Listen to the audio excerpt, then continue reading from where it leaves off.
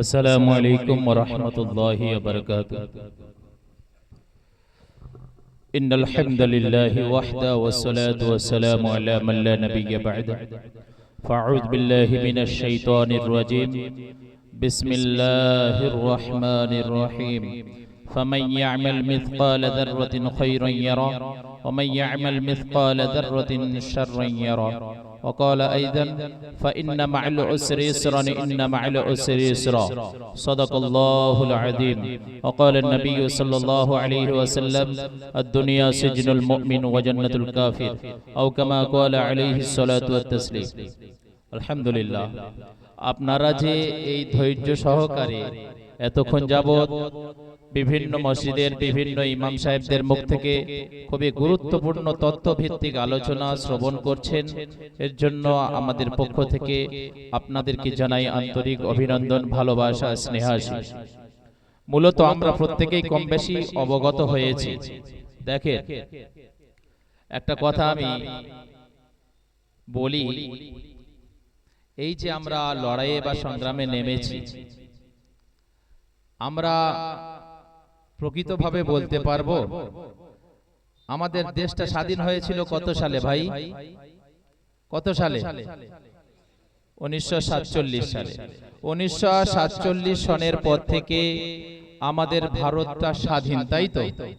আমরা সবাই একমত তো এই ভারতটা স্বাধীন তো। কিন্তু আজকের এই 2025-এ এসে এই ভারত কি পরাধীন হয়ে গেছে? পরাধীন হয়ে গেছে? স্বাধীন আছে। আমাদের পূর্বপুরুষরা হিন্দু, মুসলিম, জৈন, খ্রিস্টান সবাই মিলে কাঁধে কাঁধ মিলিয়ে এই ভারতবর্ষটাকে স্বাধীন করেছিলেন।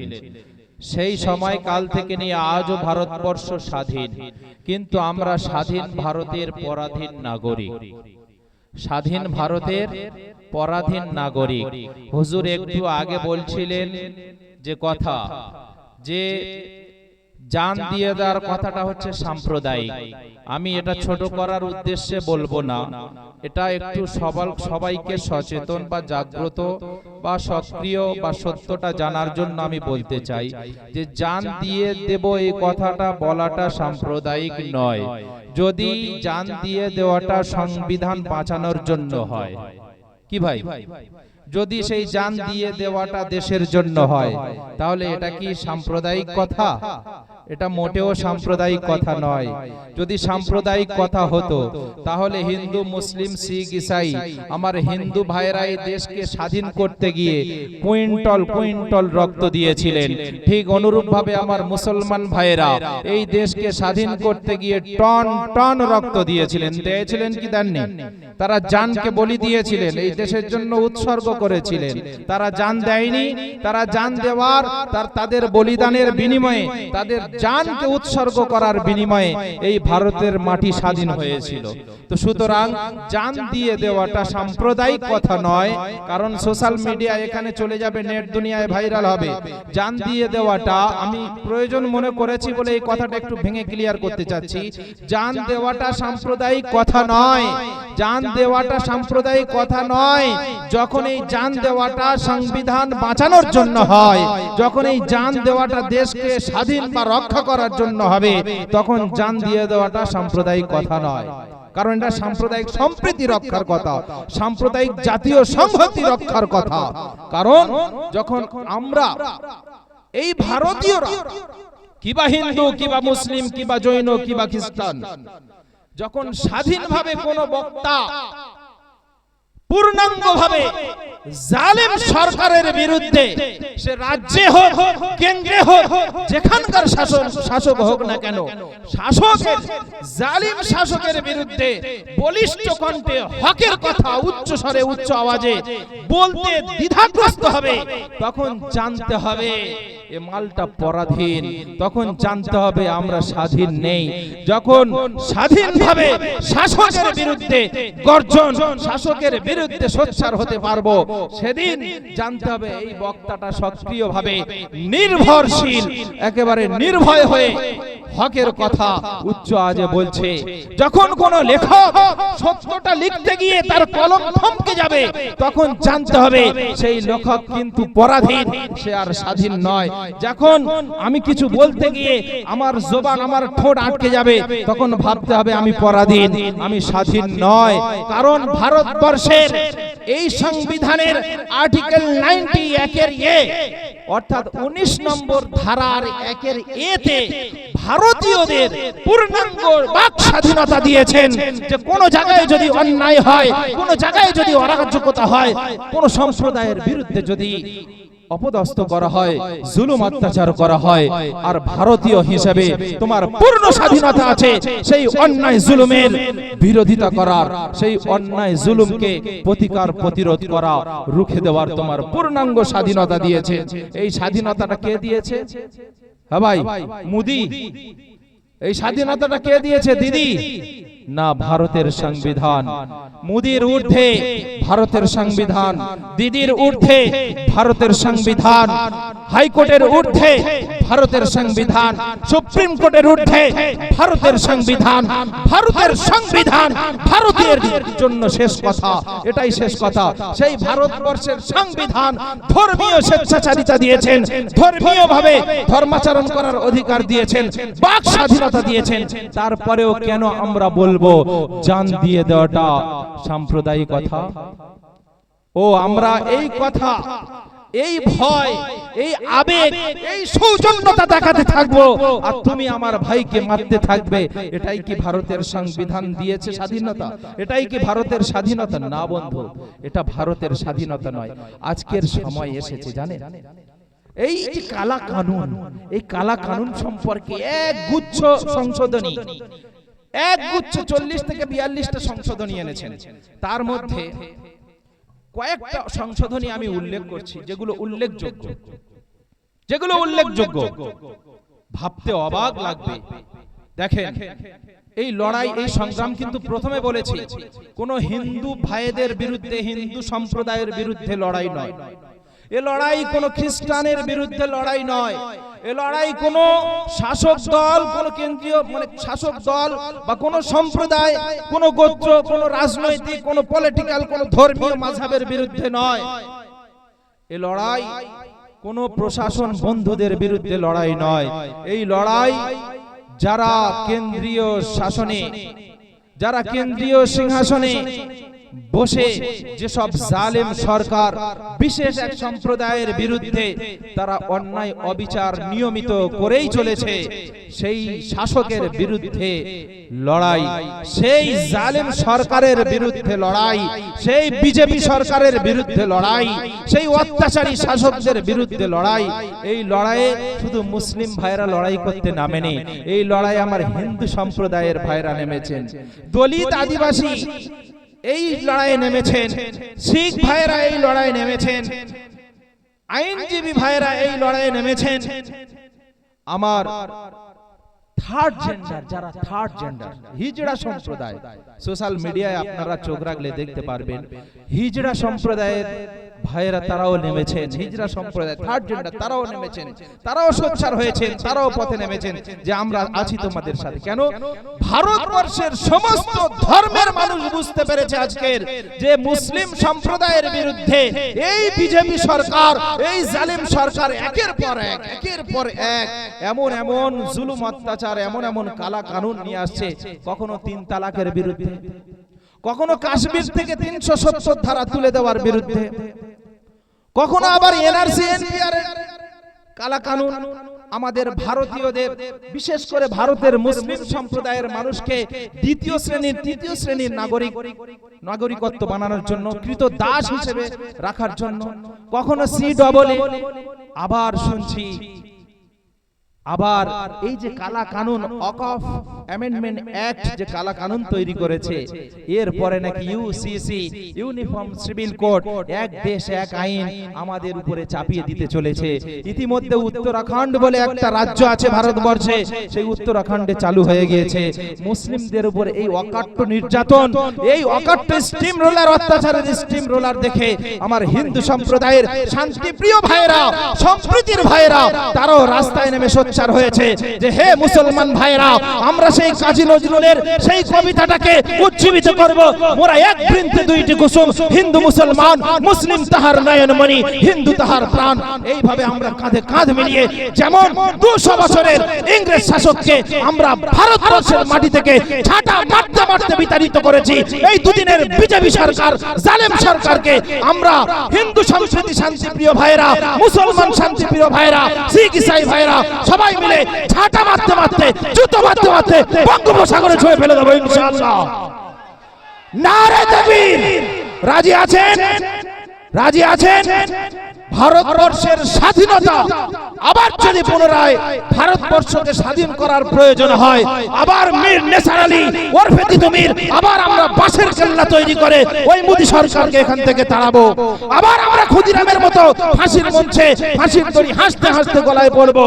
একবার বিদায় দে মা ঘুরে আসি, হাসি হাসি পড়বো ফাঁসি, দেখবে ভারতবাসী একবার বিদায় দে মা ঘুরে আসি। আবার আমরা প্রয়োজনে আমাদের ঘরে ঘরে ওবায়দুল্লাহ সিন্ধির মতো লিডার নেতৃত্ব তৈরি করব, আবার প্রয়োজন পড়লে আশফাকুল্লাহ খানের মতো নেতা আমরা তৈরি করব। কিন্তু কালা কানুন আমরা কোনদিন আমরা মুসলমান, আমরা বেঁচে থাকব, আমাদের শরীরে এক বিন্দু ফোঁটা পরিমাণ রক্ত থাকবে, আর আমরা এই কালো কানুন মেনে নেব। এটা হতে পারে না, এটা হতে পারে না। সেজন্য এই কালা কানুন মানা যাবে ভাই? একবার কথা বলুন, কালা কানুন মানা যাবে? সোচ্চার হতে হবে কি হবে না? বললে অবাক হবেন, একজন যখন হিন্দু ভাই যখন ধর্ম পরিবর্তন করে মুসলমান হয়, আল্লাহর নবী সাল্লাল্লাহু আলাইহি ওয়াসাল্লামের হাদিসের পরিভাষায় বলছেন ওই ব্যক্তিটার পিছনের সমস্ত গুনাহ খাতা আল্লাহ মাগফিরাত করে দেন। সুবহানাল্লাহ। যখন আল্লাহ রাসূল একজন অন্য জাতির ভাই যখন ইসলামের দীক্ষা নেয়, ইসলামের সুশীতল ছায়াতলে আশ্রয় নেয়, তার পিছনের সমস্ত গুনাহ আল্লাহ মাফ করে দেয়। কিন্তু এই জালিম সরকার, এই অত্যাচারিত স্বৈরাচারী সরকার তার এই অকাপ সংশোধনী আইনের মধ্যে এমন একটা আইন এনেছে যে কোন নন মুসলিম যদি মুসলিম হয়, তার মুসলিম ধর্মে গিয়ে 5 বছর অপেক্ষা করতে হবে। তারপরে যদি সে কোন সম্পত্তি আল্লাহ রাস্তায় ওয়াকফ করতে চায়, 5 বছর ওয়েট করতে হবে, অপেক্ষা করতে হবে, তারপরে সে দিতে পারবে। আচ্ছা ভাই, ওই কোন একজন ব্যক্তি ধরেন কানাই থেকে কালাম হয়ে গেছে, কানাই ছিল আগে কালাম হয়েছে, তো কালাম হওয়ার পর থেকে 5 বছর অপেক্ষা করতে হবে। কালামের প্রচুর সম্পত্তি, তো এখন তার মনে কৌতূহল জাগলো, আমার তো ছেলেপুলে কেউ নেই, আমি ওয়াকফ করে দেবো মুসলমানদের আল্লাহর রাস্তায়। শরীর অসুস্থ, হায়াত মউতের দিয়ে কোনো বিশ্বাস নেই কখন যে আল্লাহ আজরাইল আসবে। আচ্ছা, এই সময় এই মুহূর্তে যদি কালাম ভাইয়ের কাছে আজরাইল আসে, তো আজরাইলকে কি কালাম ভাই বলবে যে ভাই আজরাইল 5 বছর পরে আসবে, ভাই আমার জায়গা জমিগুলো আগে ওয়াকফ করব, তারপরে 5 বছর পরে তুমি এসে আমার জানটা নিয়ে যাবে? আজরাইল 5 বছর সময় দেবে ভাই? ভালো করে খুবড়ি দিয়ে বুঝতে হবে কোথায় আমাদের আঘাতটা মারছে। তাহলে 5 বছর অপেক্ষা করতে হবে, আজরাইলকে রিটার্ন পাঠাতে হবে। আচ্ছা, তারপরে 5 বছর অতিক্রম হয়ে যাওয়ার পরে ডিস্ট্রিক্ট কালেক্টর জেলা প্রশাসনের কাছে যেতে হবে। জেলা প্রশাসন চেকিং করে দেখবে, এটা সেটা খুলে খালে চেকিং করে একেবারে চাষবাস দিয়ে দেখবে, দেখে বলবে হ্যাঁ ঠিক আছে, তুমি এবার পাক্কা সাচ্চা মুসলমান হয়েছো, তুমি এবারে একেবারে 5 বছর ধরে পুরো পরিপূর্ণ পোক্তা মুসলমান, এবার তোমাকে ডিগ্রি দিয়ে দিলাম, সার্টিফিকেট দিয়ে দিলাম, তুমি মুসলমান। এবারে তারপরে সে ওয়াকফ করতে পারবে। আচ্ছা, এই যে কে মুসলমান, কে কাফের, কে মুনাফিক, যখন কলেমার ছায়াতলে আশ্রয় নেবে, আল্লাহ রাসূল সাল্লাল্লাহু আলাইহি ওয়াসাল্লাম একমাত্র কেবলমাত্র শুধুমাত্র 10 জন সাহাবাকে আশারে মুবাশশারা জান্নাতের সুসংবাদ দিয়েছিলেন দুনিয়াতে, যারা জান্নাতের সুসংবাদ প্রাপ্ত। আল্লাহর নবী ছাড়া আর পৃথিবীতে কোন ব্যক্তি কি কে মুসলমান কে বেঈমান এই ফয়সালা করার, এই সিদ্ধান্ত নেওয়ার অধিকার আল্লাহ কাউকে দিয়েছে ভাই? যদি দিয়ে থাকে, যে মুসলমান কি মুসলমান নয়, পরিপূর্ণ মুসলমান হতে পারলো কি পারলো না, যে ব্যক্তিটা রিসার্চ করার দায়িত্ব নিচ্ছে, সার্চিং করার দায়িত্ব নিচ্ছে, তাকে তো মনে হয় ফেরেশতাদের থেকে আরো বড় হতে হবে নাকি?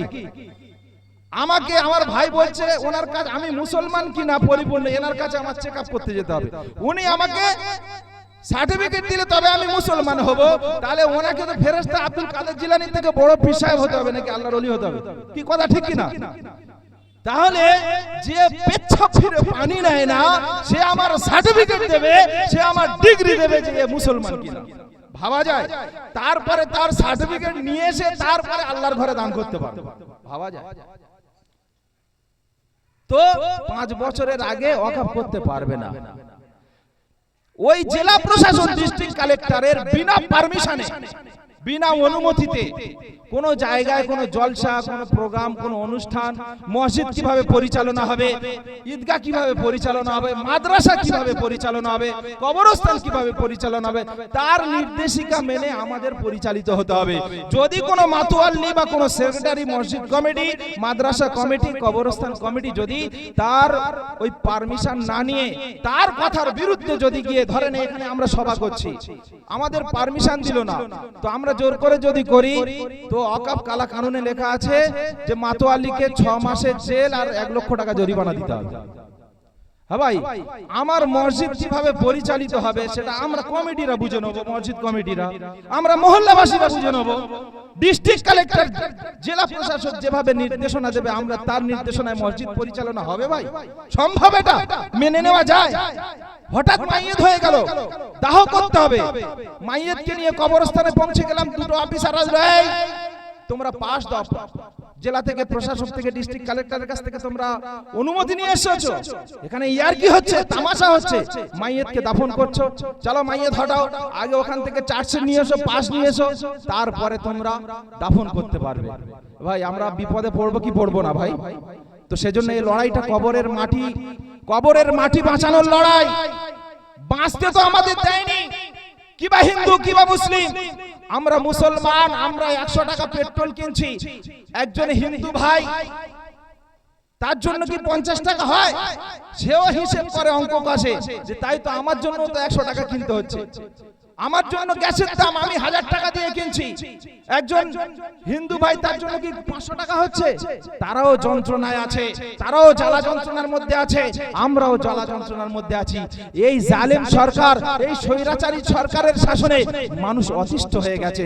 সেজন্য দলবদ্ধভাবে হিন্দু, মুসলিম, শিখ, ইসাই সবাই সংবিধান বাঁচানোর জন্য, দেশ বাঁচানোর জন্য সবাই সোচ্চার হয়েছে। ইনশাআল্লাহ আমরাও সোচ্চার হব, ইনশাআল্লাহ হব তো ইনশাআল্লাহ। 26 তারিখে আমাদের 26 তারিখে যে ব্রিগেডের গণ আন্দোলন চলছে চারিদিকে, গোটা পশ্চিমবঙ্গ জুড়ে, গোটা ভারতবর্ষ জুড়ে এই আন্দোলন চলছে, এই ওয়াকফের বিরুদ্ধে, এই ওয়াকফের বিরুদ্ধে আন্দোলন চলছে গোটা ভারত জুড়ে। আর গোটা পশ্চিমবঙ্গের মানুষ এখন ব্রিগেড মুখী হয়ে গেছে। গোটা পশ্চিমবঙ্গের মানুষ শনিবার দিনটার অপেক্ষা করছে যে 26 এপ্রিল শনিবার কখন আসবে আর কখন ব্রিগেড ময়দানে যাবে। তো 26 তারিখে ব্রিগেডের ময়দানে কিন্তু জনসমুদ্র তৈরি হবে, জনসমুদ্র তৈরি হবে। কিন্তু এক শ্রেণীর চক্র, তারা প্রতিনিয়ত সদা সর্বদা চক্রান্ত চালিয়ে যাচ্ছে। খুবই ঠান্ডা মাথায় গুরুত্ব সহকারে বোঝার চেষ্টা করুন বন্ধুবর। এই 26 তারিখের ব্রিগেডটা কিভাবে ক্যান্সেল করা যায়, বানচাল করা যায়, প্রতি ক্ষণে ক্ষণে, প্রতিটা মুহূর্তে তারা কিন্তু সদা সর্বদা ব্যস্ত আছে। মানুষ ব্রিগেড মুখী হয়েছে, কিন্তু এক শ্রেণীর মানুষ তারা কিন্তু এই ব্রিগেডটাকে ক্যান্সেল করার পাই তারা চালিয়ে যাচ্ছে। বুঝতে পেরেছেন ব্যাপারটা? এই ভাই এই কালা কানুনের বিরুদ্ধে পথে নেমে আন্দোলন করছে, কখনো পথসভা, কখনো সমাবেশ, কখনো কোন জায়গায় কোন রাস্তায় মাইকিং এর মাধ্যমে। আমি বলছি ভাই, তোমার জাকির ভাই তোমার সাথে আমি আছি। আচ্ছা, আমি যদি জাকির ভাইয়ের সাথে থাকি, আমি যদি এই বিলের বিরুদ্ধাচরণ করি, তাহলে জাকির ভাইকে পূর্ণ স্বাধীনতা দেবো কিনা? যে ভাই তুমি যে বিলের বিরুদ্ধে আন্দোলন করছো, যে কালা কানুনের বিরুদ্ধে, আমিও সেই কালা কানুনের বিরুদ্ধে, এটাই তো হওয়া উচিত ছিল, এটাই তো হওয়া উচিত ছিল।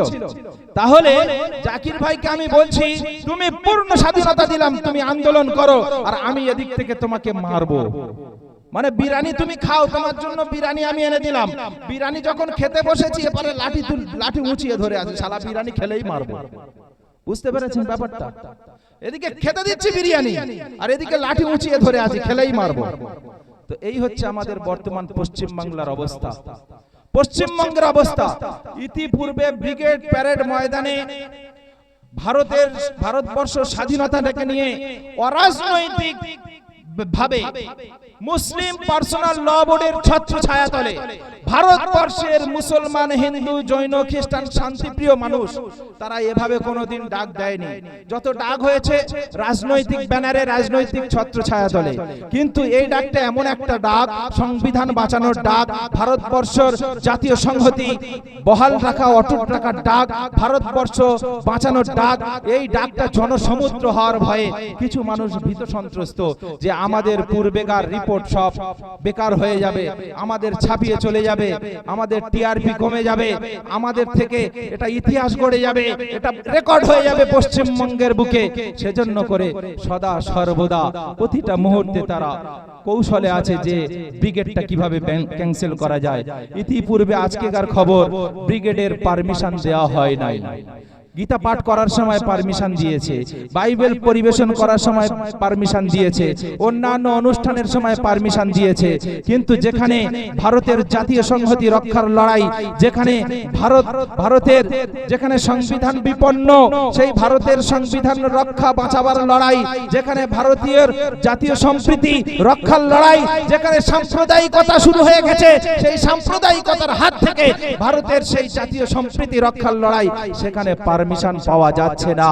সেজন্য করে আমাদের যদি প্রাণে, আমাদের যদি অন্তরের ভিতরে জাররা থেকে জাররা পরিমাণ ঈমান থাকে, আমরা ব্রিগেডকে টার্গেট করব না, আমরা কলকাতাকে, পুরো গোটা কলকাতাকে ব্রিগেড তৈরি করে ছাড়বো ইনশাআল্লাহ। এতে আপনারা রাজি আছেন?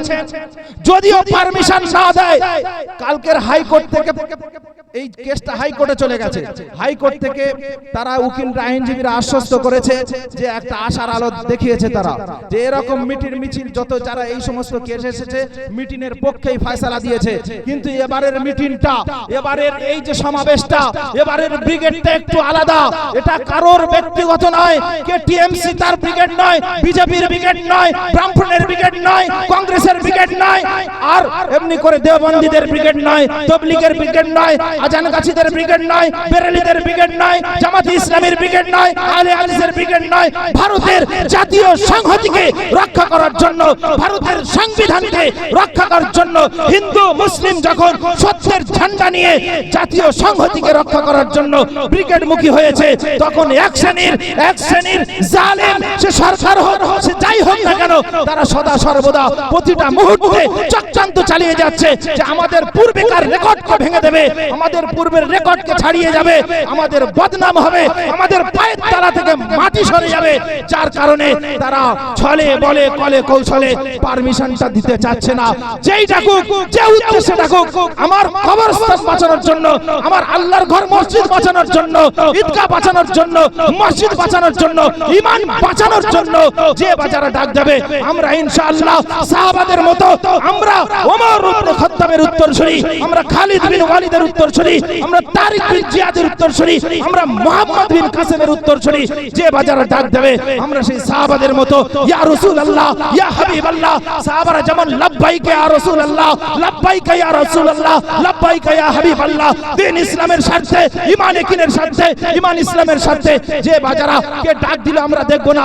আমরা ইনশাআল্লাহ, আমরা মুসলমান, আমাদের আছে ঈমান, আমরা লাব্বাইক বলে, ইনকিলাব বলে আমরা সেখানে ঝাঁপিয়ে পড়তে রাজি আছি, রাজি আছি।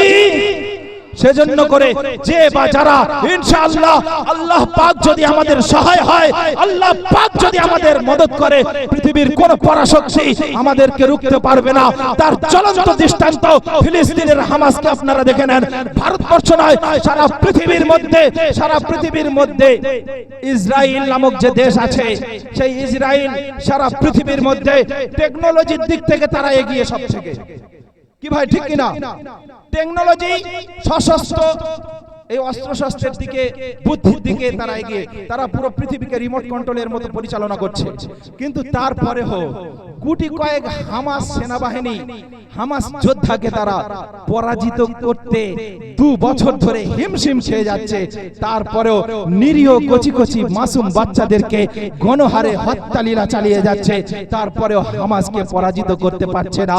আর আমাদের এই সমস্ত দালাল মিডিয়া, এই সমস্ত কুত্তার বাচ্চা মিডিয়াগুলো, তারা হামাসকে জঙ্গি বলে সারা পৃথিবীর কাছে একটা ট্যাগ লাগিয়ে দিতে চায়, একটা তকমা লাগিয়ে দিতে চায়, কারণ তারা তো মুসলমান। আজকের ইয়ামানের কথা, আমেরিকা ইয়ামানকে হামলা করেছে, আজ তাক বাংলা নিউজ করেছে, একেবারে নিউজ যে জঙ্গিদের উপরে আমেরিকা অ্যাটাক করেছে, হামলা করেছে। এ তো কুত্তা মিডিয়া, দালাল মিডিয়া। এই সমস্ত মিডিয়ার খবর শোনাটাই পাপ আমাদের। এই রিপাবলিক বাংলা, এই আজ তাক বাংলা, এই আরামবাগ টিভি, এই সমস্ত চ্যানেলের খবর শোনা আমাদের জন্য পাপ, কারণ এরা সদা সর্বদা মুসলমানদের বিরুদ্ধে বিরুদ্ধাচরণ করে যাচ্ছে। সেজন্য করে আমি বলতে চাই, যখন ঈমান একিন ইসলাম, যখন আমার মসজিদ, আমার কবরস্থান, আমার ঈদগাহ, আমার মাদ্রাসা, আমার ঈমান যখন বিপদের মুখে, তখন কে টিএমসি করে দেখবো না, কে বিজেপি করি আমরা দেখবো না, কে কংগ্রেস করি আমরা দেখবো না, কে ব্রাহ্মণ করি আমরা দেখবো না, কে তবলিগ আমরা দেখবো না, কে দেওবন্দি বেরেলি আমরা দেখবো না, কে ফুরফুরা আমরা দেখবো না, কে আহলে হাদিস, কে জামাতি ইসলামী আমরা দেখবো না। এটা ঈমান বাঁচানোর লড়াই, এটা মসজিদ বাঁচানোর লড়াই। সমস্ত দল, মত, পদ, রং, কালার সবকিছু পিছনে ফেলে, সবকিছু দেওয়ারকে, প্রাচীরকে উৎখাত করে ইনশাআল্লাহুল আজিজ এই ওয়াকফ প্রপার্টি, এটা আমাদের বাপ দাদাদের সম্পত্তি। এই মসজিদ আমাদের, এই মাদ্রাসা আমাদের, এই কবরস্থান আমাদের। সেজন্য করে আমি যুবক ভাইদেরকে বলবো, ওঠো, জাগো, আওয়াজ তোলো, ভারতবর্ষের জমিনে বিপ্লব ঘটিয়ে দাও। ইনশাআল্লাহ আবার পুনরায় এই ভারতবর্ষ দ্বিতীয়বার স্বাধীন হবে ইনশাআল্লাহ। এর জন্য প্রস্তুত আছেন? নারায়ে তাকবীর, নারায়ে তাকবীর, নারায়ে তাকবীর। যতই তুমি অত্যাচার করো না কেন, যতই তুমি অত্যাচার করো না কেন, আমি সংক্ষিপ্ত করব, কারণ একটা শের আপনাদের সম্মুখে শোনাই, कि जो आज साहिब मसनद है, कि जो आज साहिब मसनद है, कि जो आज साहिब मसनद है काल नहीं होंगे, कि जो आज साहिब मसनद है काल नहीं होंगे, किराएदार है जाती मकान थोड़ी है, किराएदार है जाती मकान थोड़ी है, सभी का खून है शामिल, सभी का खून है शामिल यहाँ की मिट्टी में, सभी का खून है शामिल यहाँ के मिट्टी में, सभी का खून है शामिल यहाँ की मिट्टी में।